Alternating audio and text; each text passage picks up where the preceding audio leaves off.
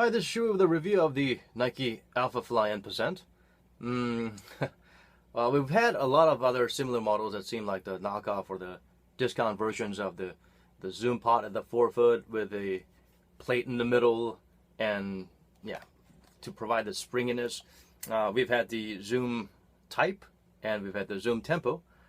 Zoom type is of course, if you want to know what it feels like to have the spring in the middle and a Zoom pod on the forefoot, it's good.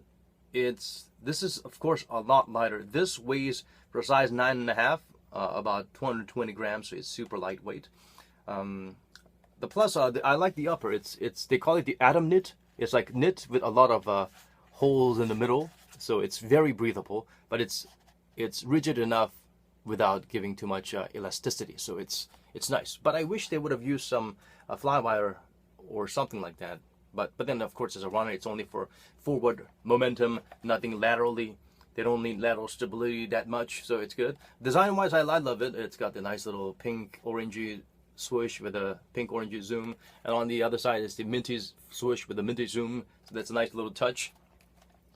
The atom knit is of course, it's one of its selling points I guess. It's got a little fused material here to make sure the lace loops are not worn out and torn, and the tongue, even if it's a one-piece upper, the tongue is a little bit of a different knit material, which is a little bit more elastic.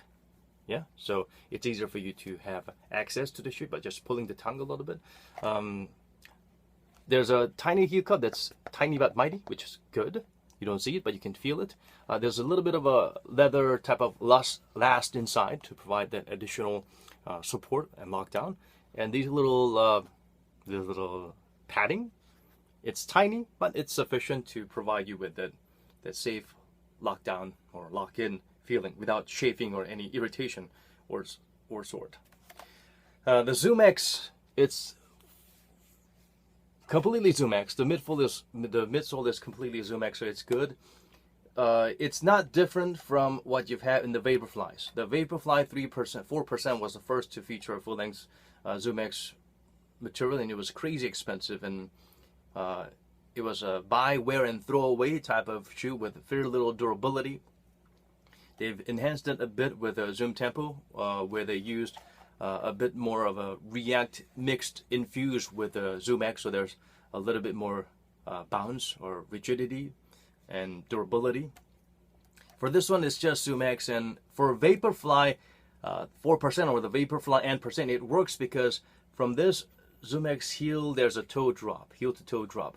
But the thing about the alphafly is, on top of that, they've added a huge volume Zoom Air on the forefoot. So,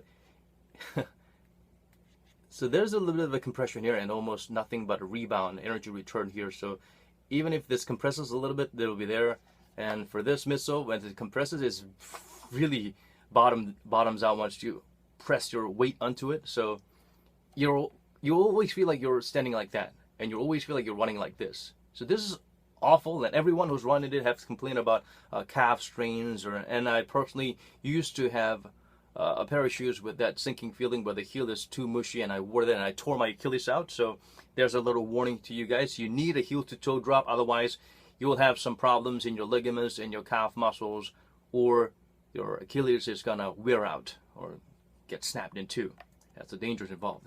So this one is definitely for anyone who does not rest on the heels. This is for forefoot strikers, those who almost never have the heel touching the ground. If you look at your running shoes and you have almost absolutely no wear in the heel, no wear tear on the heel, get this. But I know most normal human beings have some level of abrasion or wear and tear on the heel. Eventually you need to stand on your heel or do a little bit of before you do a little toe off, you do have some friction with the heel and the floor. This is for those incredible human beings or superhumans who only walk around on their toes like ballerinas. Personally, I feel that Zoom is a little bit of an overkill. It seemed unnecessary. If you want to have this much Zoom here, you need to put a little bit of a Zoom here or some other added material to provide that, to even the playing field a little bit. This is very unbalanced. This is of course exclusively made for with Kipchoge in mind. He broke the 2-hour barrier, and the spring plate in the middle provides a little bit of a a spring, a torque, a little bounce, energy propulsion forward. But we've experienced it in the Vaporflies and the Tempo and the Vaporfly N%. Even the Zoom Flies with a special edition carbon plate, you can feel that. And it feels the same way. You feel that springiness, but you feel that sinking sensation because the carbon plate goes from here to here. It goes down a little bit, so it is a little weird. Maybe something needs to be reinforced in the heel. That's my biggest problem. It's just too much. Vaporfly, I would suggest if you're thinking about running and if you are not constantly on your toes or you're only doing a 100-meter sprint, maybe this is for you. But if you're running and you're running often and a lot, this is definitely not the shoe for you. It'll kill your legs. And also at the same time, the outsole is another issue. The forefoot outsole has been improved, just like the Tempo. It's almost identical. It's good, thick grooves and thicker rubber materials. On the heel, you can see there's a bit of a two-tone here. This is closer to foam than rubber. You can literally see my fingernail prints there. It's really super soft and it's really thin. It's gonna wear off after a couple of runs. This is a little bit of a firmer rubber, but still, it's super thin. And the grooves are going to be invisible after, I would say, a week and a half of running. This is gonna wear off completely. So if you have access to the materials and know-how or professionals who can help you do that, I would advise, if you really want the shoe, get them, put some thicker outsole and glue them here. Yeah, there are professionals who do that for you, so I would advise that if you want to wear this for at least more than a couple of weeks. That's required. But then this shoe costs an arm and a leg, so for you to actually have to go out and make that modification, it's ridiculous.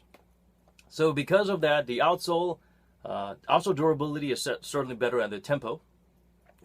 It's a very similar setting, except it's got a React, 50% React on the heel with the Zoom X, and it actually works this time. The heel is a little bit firmer than the forefoot, so it's a little bit better.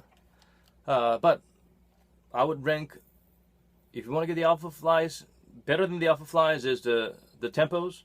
Better than Tempos, Vaporflies. But the Vaporflies, of course, I personally feel like you need to do some reinforcement here because it has the exact identical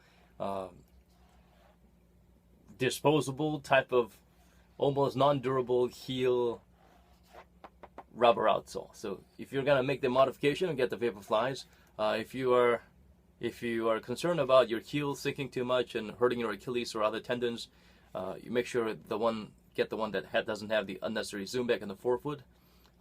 The Vaporflies. I would say the Vaporflies. Maybe these shoes were created to make the Vaporflies look good. If it ain't broke, don't fix it. And sometimes too many chefs do spoil the broth. Or in this case, too many design elements added just destroyed a perfectly good shoe. I hope they find ways to better utilize Zoom X and its potential, and not overprice the shoe, and not release them in limited amount and jack up their resale prices. Yeah, all in all, the Zoom is for stability. It's not for cushioning, by the way. So don't expect some type of similar sensation that you get from Zoom Air. The thing about these Zoom pods is like the Zoom Air, the core concept of Zoom Air is to have very thin, low to the ground cushioning. So what the hell is this?